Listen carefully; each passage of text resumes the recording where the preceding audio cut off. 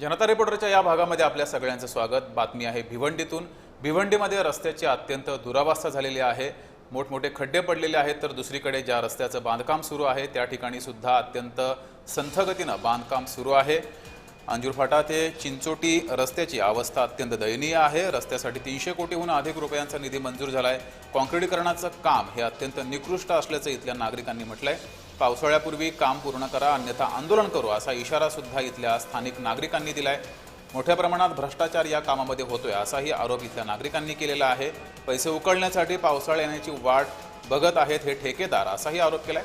दुसरीकडे रस्त्याचं एका बाजूचं काम सुरू करण्याचं नियोजित असताना दुसऱ्या बाजूचे खड्डे बुजवणं आवश्यक आहे, परंतु त्याकडे जाणीवपूर्वक लक्ष गेलं नाही। त्यामुळे पावसाळ्यापूर्वी रस्त्याचं काम हे पूर्ण न झाल्यास आम्ही आंदोलन करू असा इशारा इथल्या स्थानिक नागरिकांनी दिला आहे।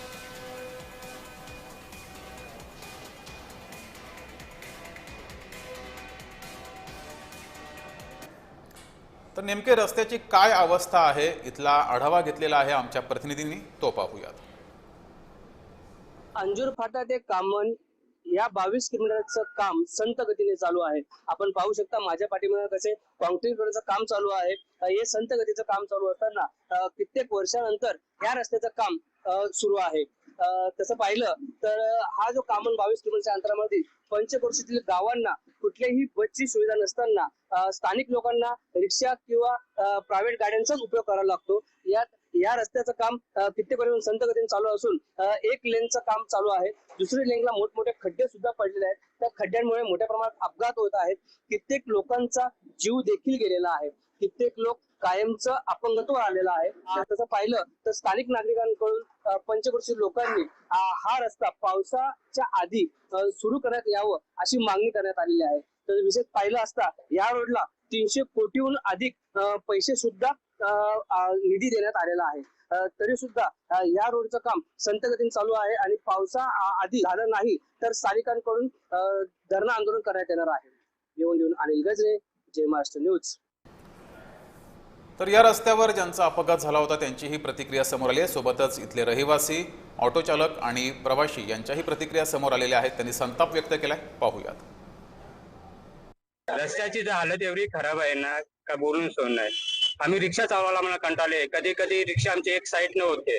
ते रस्ते साईडला चालू काम आहे तो अपुरा आहे, एकदम संत गतीने चालू आहे। आणि रस्त्यामध्ये पॅसेंजर भरल्यानंतर आमच्या रिक्षाचे कधी कधी एक्सल तुटतात, सॉकअप जातात, तर पलटी होण्याची बी संभावना होते। कारण रस्त्याचे खड्डे सुद्धा मातीने भरलेले नाही आहेत। लागलं तर तुम्ही तिथून खारबापासून ते शूटिंग करू शकता ते रोडची।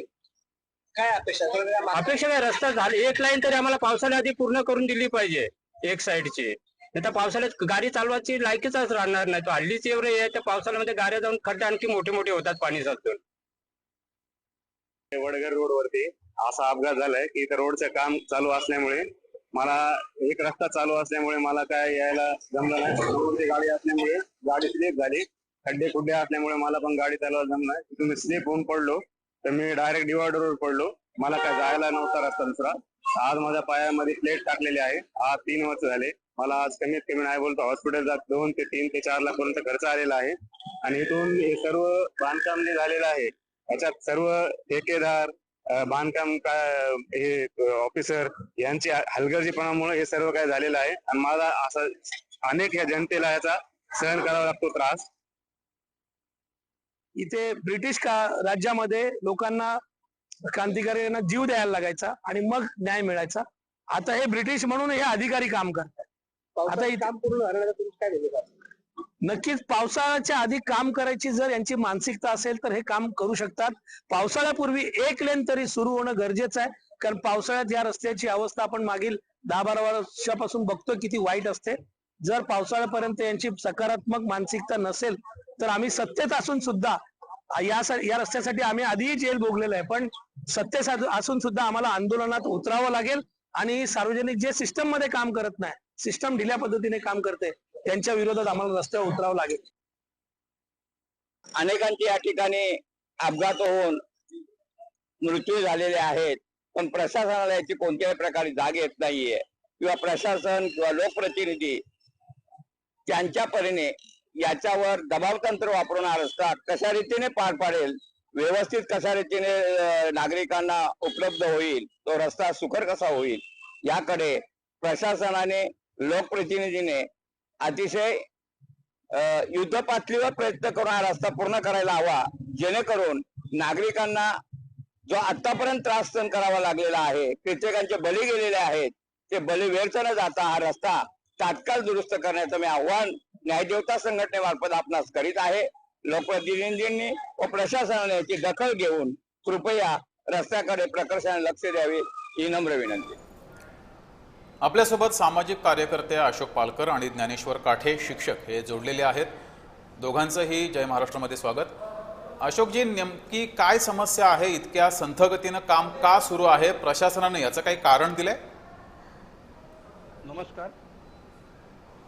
प्रथमतः आपले चॅनलचे आभार, कारण गेले 10-12 वर्षापासून या रस्त्याला कोणी वाले आहे की नाही, प्रथमतः गेले 10-12 वर्षापासून आम्ही स्थानिक लोक भूमिपुत्र या ठिकाणी रस्त्याच्या माध्यमातून अनेक वर्ष अनेक महिने आंदोलन करत आहोत. परंतु देर आहे दुरुस्त आहे. काही वर्षांनी या शासनाला जाग आली आणि 300 कोटीच्या वर अशी काही रक्कम आता शासनाने अदा केलेली आहे या कॉन्ट्रॅक्टच्या या रस्त्यासाठी. आणि एका मार्गिकेचं काम मला वाटतं साधारणतः 4-4.5 महिन्यापासून हा काम सुरुवात झालेला आहे. पण एवढ्या संत गतीने काम चालू आहे आणि आम्हाला PWDच्या अधिकाऱ्यांनी असं सांगितलं गेलेलं आहे का पावसाला पूर्वी 1 लेनचं काम आपण पूर्ण करूया आणि लोकांना सुस्थितीत चालण्यासाठी हा रस्ता मोकळा करूया. परंतु आज देखील आम्ही पाहतोय, आम्ही लक्ष लावतोय, कोणत्याही प्रकारचं या ठिकाणी अपूर्ण अवस्थेचं काम आणि कामाची दिरंगाई अशा माध्यमातून जर PW अधिकारी म्हणतात का पावसाळ्यापूर्वी आपण या 1 लेनची पूर्णता करून या लोकांना चालू स्थितीत आपण करण्याचा प्रयत्न करूया, परंतु असं काही वाटत नाहीये. बरं, आपल्यासोबत शिक्षक ज्ञानेश्वर काठेजी सुद्धा जोडलेले. ज्ञानेश्वरजी, काही दिवसांपूर्वी विद्यार्थ्यांच्या परीक्षा झाल्या. काय नेमका मनस्ताप या विद्यार्थ्यांना सहन करावा लागला असेल या संथ गतीच्या कामामुळं?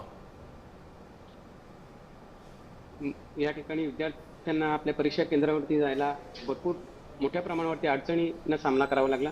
आजपर्यंतचा या रस्त्याचा इतिहास असा आहे की या 20 किलोमीटरच्या परिसरामध्ये जवळजवळ 25-27 गावं आहेत. या 27 गावातील आतापर्यंत अनेक लोकांनी आपले हातपाय गमावलेले आहेत आणि ते कायमचे अपंग झालेले आहेत. असं एकही गाव नाही की ज्या गावातील तरुण या रस्त्यावरती बळी पडलेला नाही. तर प्रत्येक गावामधून या रस्त्यावरती आतापर्यंत अपघाताने बळी गेलेल्या लोकांची संख्या आपण पाहिलेली आहे. दरवर्षी अनेक अपघात आणि मृत्यू, जणू काय मृत्यूचा सापाच हा रस्ता बनलेला आहे. 2 लेन सुरळीत चालू असताना जर मागच्या एवढ्या वर्षांमध्ये एवढे अपघात झालेले आहेत आणि यावर्षी जर 1 लेनचं काम चालू असताना 1 लेन बंद राहणार आणि दुसऱ्या खराब लेनवरती जो पूर्णतः खराब रस्ता आहे, पावसाळ्यामध्ये या रस्त्यामध्ये पाणी साचून खड्डे होऊन यापुढे अनेक अपघात होण्याची 100% खात्री आहे. मागच्याच वर्षाचा असा अनुभव आहे की शिवलत्तरच्या भागामध्ये रस्त्यावरती गाड्या बंद पडल्यानंतर 4-4, 5-5 तास लोक या ट्रॅफिक मध्ये अडकलेले होते. आणि ह्या वर्षी जर एकच लेन चालू राहिली तर मात्र लोकांची खूप दयनीय अवस्था या ठिकाणी होणार आहे. दयनीय अवस्था होईल. ज्ञानेश्वरजी, तुम्ही असेच जोडलेले राहा. अशोकजी, मग या संदर्भात या समस्येबाबत तुम्ही पाठपुरावा केलेला आहे का प्रशासनाकडे? भरपूर वेळा पाठपुरावा, गेली 12 वर्षापासून आम्ही पाठपुरावा करतोय. म्हणून मगाशी या शासनाचा आभार मानलं की देर आहे दुरुस्त आहे. 300 कोटीच्या वर रक्कम या रस्त्याला आता मंजूर केलेली आहे. परंतु एवढा संत गतीने का चालतोय?